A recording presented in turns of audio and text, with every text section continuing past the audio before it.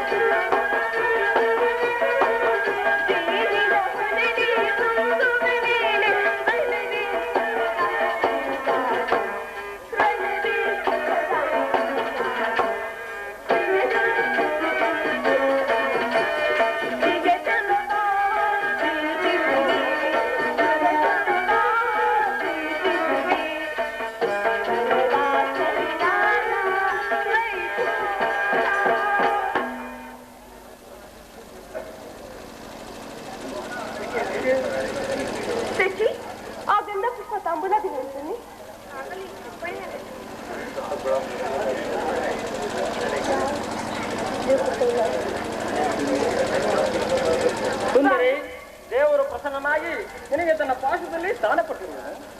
ಹಾಗೆ ಆಗುತ್ತೆ ಸ್ವಾಮಿ, ಕುಳಿತುಕೊಳ್ಳಿ.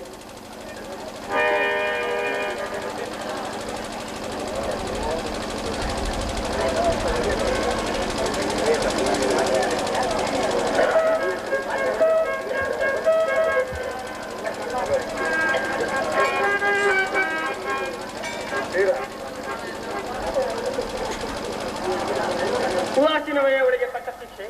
ಆದರೆ ಪ್ರೇಯಸಿ, ಈ ದಿನದ ಯುದ್ಧದಲ್ಲಿ ನಾನೊಂದು ಮಹತ್ ಕಾರ್ಯವನ್ನು ನಿರ್ವಹಿಸಬೇಕಾಗಿದೆ. ಆದರೆ ನಿನ್ನ ಪ್ರೇಮದ ಆರೋಹಣೆಯನ್ನು ಸನ್ಮಾನಿಸಲು ನನಗೆ ಸಮಯವಿಲ್ಲ. ಏನು ಮಾಡಲಿ ಸ್ವಾಮಿ, ಈ 4 ದಿನಗಳಿಂದಲೂ ಯುದ್ಧದಲ್ಲಿ ನಿರತನಾಗಿದ್ದೆ. ಈ ದಿನವಾದ ನನ್ನನ್ನು ಕಳೆಯಬಾರದೆ. ಪ್ರೇಯಸಿ, ಆ ದ್ರೋಣನ ಚಕ್ರವನ್ನು ಉಪಯೋಗಿಸಲು ಯುಧಿಷ್ಠಿರ ರಾಜೇಂದ್ರನ ಅನುಮತಿಯನ್ನು ಪಡೆದು ನಾನು ಹೊರಟಿರುವನು. ನನ್ನನ್ನು ತಡೆಯಬೇಡ ಪ್ರೇಯಸಿ. ನಗೆಮಗದಿಂದ ನನ್ನನ್ನು ಬೀಳ್ಕೊಡು. ಸ್ವಾಮಿ, ನೀನು ಯುದ್ಧಕ್ಕೆ ಹೋಗಲೇಬೇಕೇನು? ಹೌದು ಪ್ರಾಣ. ಹಾಗಿದ್ದ ಮೇಲೆ ನನ್ನನ್ನು ಸಂಗಡ ಕರೆದುಕೊಂಡು ಹೋಗು. ಮಾವನರ ವಿವಾಹ ಕಾಲದಲ್ಲಿ ಅತ್ಯಂತ ಸಹಾಯ ಮಾಡ್ತಾರಂತೆ. ಹಾಗೆ ನಾನು ನಿಮಗೆ ಸಹಾಯ ಮಾಡುವೆನು. ಆ ದಿನ ತಾಯಿಯು ಉಪಾಯವಲ್ಲವೇ ಅಸಾಧಾರಣ ಮಾಡಬೇಕಾಯಿತು. ಯುದ್ಧರಂಗವು ಸ್ತ್ರೀಯರಿಗೆ ಉಚಿತವಾದ ಸ್ಥಾನವಲ್ಲ ಪ್ರಾಣೇಶ್ವರಿ. ಆಹಾ ಸ್ವಾಮಿ, ಯುದ್ಧಕ್ಕಾಗಿ ಹೊಸಬಿನಂತಂತಿದೆ. ಒಂದು ಸಾರಿ ಮೆಚ್ಚಿ ಬಿಡಲೇ? ಈ ಕೋಮವಸ್ತುಗಳಿಗೆ ಯೋಗ್ಯವಾದ ಕಾರ್ಯವಿದಲ್ಲ. ಅನಂಗ ರಾಜಲಕ್ಷ್ಮಿ, ನಿನ್ನ ಸಖಿಯರು ತಿರುಗಿ ತಂದ ಹೂಗಳನ್ನು ಎದೆಯೇರಿಸಿ ರೂಪುಗೊಂಡ ರತಿ ಚಂಚಲ ಕಟಾಕ್ಷ ಬಾಣಗಳನ್ನು ಹೂಡು. ಮನ್ಮನ ಶಾಯಿನಿ, ನಿನ್ನ ಹೃದಯ ಮಧ್ಯದಲ್ಲೇ ನನಗಾಶ್ರಯ ಕೊಡು.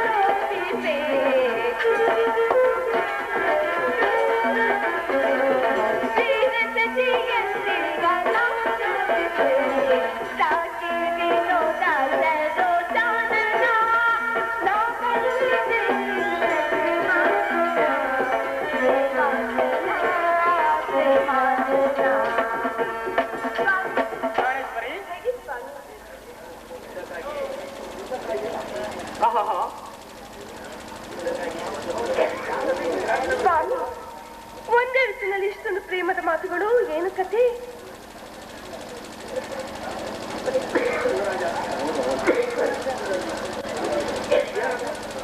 ರಾಜ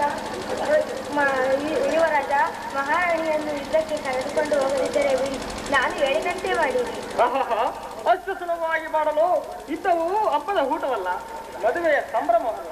ಅಬಲೆಯರು ನೀವು, ನಿಮಗೇಕೆ ಯುದ್ಧದ ಯೋಚನೆ? ಯುವರಾಜ, ಮಗು ಏಕೆ? ನಾವು ಹೆಂಗಸರೆಂದು ನಿನಗೆ ಇಷ್ಟೊಂದು ದುರ್ಲಕ್ಷವೇ?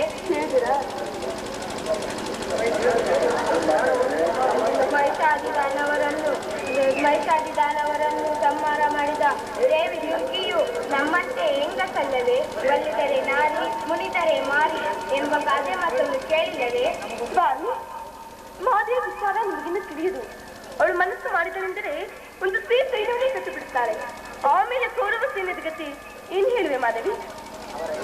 ಅವರೆಲ್ಲರನ್ನು ಶತ್ರುಗಳ ಸಂಹಾರ ಮಾಡಿ ಯುವರಾಜರ ಕಾಲಗಳ ಮೇಲೆ ಸ್ವಾಮಿ. ಇದು ಉಪವಾಸದ ಸಮಯವಲ್ಲ ಉತ್ತರ. ಘೋರ ಯುದ್ಧವೂ ಒದಗಿರುವುದು. ಈಗಲೂ ನೀನು ನಗುತ್ತಿರುವೆ, ಅಥವಾ ಪ್ರಪಂಚದಲ್ಲಿ ಸೃಷ್ಟಿಕರ್ತರಿಬ್ಬರೆಂದು ತೋರುವುದು. ಹೃದಯನಾದ ಯುದ್ಧವನ್ನು ನಿಲ್ಲಿಸಿದ ಹೃದಯನಾದ ವಿಧಿಯೇ ಬೇರೆ. ಹಾಸ್ಯಪ್ರಿಯಾದ, ಗಾನಮಯಿಯಾದ, ಉತ್ತರೆ ನಿಲ್ಲಿಸಿದ ಕಲಾವಿದನಾದ ವಿಧಾತನೇ ಬೇರೆ. ಪರಸ್ಪರ ಸಂಬಂಧಗಳಿಲ್ಲದ ಎರಡು ವಿಭಿನ್ನ ಪ್ರಪಂಚಗಳು. ಹಾಗಲ್ಲ, ನಿಜವನ್ನು ನಾನು ಹೇಳಿದೆ. ಒಬ್ಬನಾದ ವಿಧಾತನು ನನ್ನಂತವಳನ್ನು ಇಬ್ಬರನ್ನು ನಿಲ್ಲಿಸಿದ್ದಾನೆ. ಇದುವರೆಗೂ ಗಾನಮಯ್ಯಾದ, ಹಾಸ್ಯಮಯ್ಯಾದ ಒಬ್ಬಳನ್ನು ನೋಡಿದೆ. ಇನ್ನು ಮುಂದೆ ವೀರಾಂಗನೆಯಾದ ವೀರ ಪತ್ನಿಯಾದ ಮತ್ತೊಬ್ಬಳನ್ನು ನೋಡಿದೆ. ಹೋಗು ಸ್ವಾಮಿ, ನೀನು ನಿನ್ನ ಕರ್ತವ್ಯದಲ್ಲಿ ತಲ್ಲೀನನಾದ. ಹಾಗಾದರೆ ನಾನು ಸಂತೋಷಿತಳಾಗಿ ಕಳುಹಿಸಿಕೊಳ್ಳಬೇಡಯ್ಯ. ನನಗೋಸ್ಕರ ಸ್ವಲ್ಪವೂ ದುಃಖಿಸುವುದಿಲ್ಲ ಉತ್ತರ. ದುಃಖಿಸುವುದಿಲ್ಲ ಅಥವಾ ಪ್ರಚ್ಛನ್ನದಾತನಂತೆ ಮನಸ್ಸಿನಲ್ಲಿ ದುಃಖವನ್ನು ಮುಚ್ಚಿಟ್ಟುಕೊಂಡು ಹೊರಗೆ ಅಶ್ವವನ್ನು ಸೂಚಿಸುತ್ತ ಬೀಳ್ಕೊಡಲಾರದ ಪತ್ನಿಯು ವೀರಾಂಗನಿಸಿಕೊಳ್ಳಬೇಡಿ ಸ್ವಾಮಿ.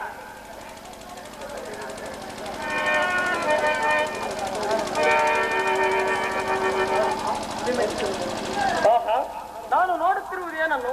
ಈಶ್ವರ ಸ್ವರ್ಣದ ಪುತ್ತಲೆಯಲ್ಲಿ ಶೀರಿಸಿದ ಭಾರತವ, ಸಂಪಿಗೆಯ ಗಂಧದಲ್ಲಿ ಮಲ್ಲಿಗೆಯ ಮಾಧುರ್ಯ, ಈ ಸಂಸಾರದ ಮಧ್ಯದಲ್ಲಿ ಸ್ವರ್ಗದ ಆನಂದ ಕೇಳಿ ಧನ್ಯೇ ಉತ್ತರ. ಆರ್ಯಾವರ್ತದಲ್ಲಿ ನೀನು ನಾರೀ ರತ್ನ, ನೀನು ಸಿದ್ಧೆ ರತ್ನನು. ಇವತ್ತು ನಿನ್ನ ಕೀರ್ತಿ, ಗೌರವ, ಸಂಪತ್ತು. ನಿನಗಾವ ಗೌರವವಿಲ್ಲ ಉತ್ತರ. ಈ ದಿನ ಎಷ್ಟೊಂದು ಜನ ವೀರ ಮಾತೆಯರು, ವೀರ ಪತ್ನಿಯರು ಹೃದಯದ ದುಃಖಾವೇಗವನ್ನು ಅಡಗಿಸಿಕೊಂಡು ಕಣ್ಣೀರನ್ನು ಭೂಮಿ ಕುದುರಿಸದೆ ಸಾಸುಮುಖಿಯರಾಗಿ ಪತಿಪುತ್ರರಿಂದ ಬೀಳ್ಕೊಂಡಿರುವರು. ಅವರಿಗಾವ ಗೌರವವಿಲ್ಲ ಉತ್ತರ. ಇದೇನಾತ ರಣಾಂಗಣದಲ್ಲಿ ಸ್ವಾಮಿಯ ಕಾದಾಟ ಮಡಿದಾಗ ಆತನ ಘನತೆಯಿಂದ ತಪ್ಪಿತಳಾಗದ ಮಡದಿಯಾದ ಶತ್ರುಗಳ ಮಧ್ಯೆ ಮಗನ ಸಾಸುವಣ್ಣನೇನು ಕೇಳಿ ಆನಂದ ಬಾಷ್ಪನ್ನು ಸುರಿಸಿದ ಮಾತೆಯಾದ ಸ್ವಾಮಿ. ನಿಮ್ಮ ಘನತೆ ನಮ್ಮ ಘನತೆ, ಹಾಗೂ ಜೀವನದ ಸರ್ವಸ್ವ ಸ್ವಾಮಿ. ಹಾಗಾದರೆ ಈ ಕುರುಕ್ಷೇತ್ರದ ಮಹಾಯುದ್ಧದಲ್ಲಿ ನಾನು ಪ್ರಾಣ ತ್ಯಾಗ ಮಾಡಿದರೆ ನನಗೋಸ್ಕರ ಅಳುವುದಿಲ್ಲವೆಂದು ಹೇಳು ಪ್ರೇಯಸಿ. ಸಿಕ್ಕಿಸುವುದಿಲ್ಲ ಪ್ರಭು. ನಿಮ್ಮ ಆಜ್ಞೆಗೆ ಮೇಲೆ ಒಂದು ತೊಟ್ಟಿ ತಂಬನ್ನು ನೆಲಕ್ಕೆ ಬಿದ್ದಾಗಲೇ ನನ್ನ ಕಣ್ಣುಗಳನ್ನು ಕಿತ್ತು ನಿಮ್ಮ ಚರಣ ಕರ್ಪಿಸಿದೆ. ಇವಳು ವೀರಸತಿ, ಇವಳಿಗೆ ಗಂಡನ ಆಜ್ಞೆಯು ದೇವರ ಆಜ್ಞೆ ಸ್ವಾಮಿ. ಇನ್ನು ನನಗೆ ಹರಕೆಯನ್ನು ಕೊಡು. ನೀನು ಹಾಕಿದ ಈ ಪ್ರೇಮದ ವಿಜಯ ಮಾಲೆಯಿಂದ ಭೂಷಿತನಾಗಿ ಈ ರಣಾಂಗಣವೇ ಬೆಳಗುವನು. ನನ್ನನ್ನು ಕಳುಹಿಸಿಕೊಡುವನು. ಪ್ರಾಣೇಶ್ವರಿ, ಕುರುಕ್ಷೇತ್ರದ ಧರ್ಮಯುದ್ಧದಲ್ಲಿ ನಿದಂತಹ ವೀರ ಕ್ಷತ್ರಿಯೋಧನಿಗೆ ತ್ರಿಕಾಲದಲ್ಲಿಯೂ ಅಪರಿಚಿತನು ಕುಮಾರ. ತಾಯಿ, ನಿನ್ನ ಆಶೀರ್ವಾದವು ಸರ್ವದಾ ನನ್ನನ್ನು ರಕ್ಷಿಸಲಿ. ಯುದ್ಧಕ್ಕೆ ಅನುಮತಿಯನ್ನು ಕೊಡುತ್ತಾಯಿ. ಅಭಿಮನ್ಯು, ಈ ದಿವಸ ನೀನು ಪಾಂಡವ ಸಭೆಯಲ್ಲಿ ಆ ದ್ರೋಣನ ಚಕ್ರ ವ್ಯೂಹವನ್ನು ಬೀಸುವುದಾಗಿ ವಚನವಿದ್ದೀಯಂತೆ. ಹೌದು ತಾಯಿ. ಕುಮಾರ, ಹೌದು ತಾಯಿ. ಇಂದು ನಾನು ಸುಭದ್ರೆಯು ವೀರ ಮಾತೆ ಎಂಬುದನ್ನು ಜಗತ್ತಿಗೆ ತಿಳಿಸುವೆನು. ಇಂದಿನ ನನ್ನ ಅಟಮ ಸಾಹಸದಿಂದ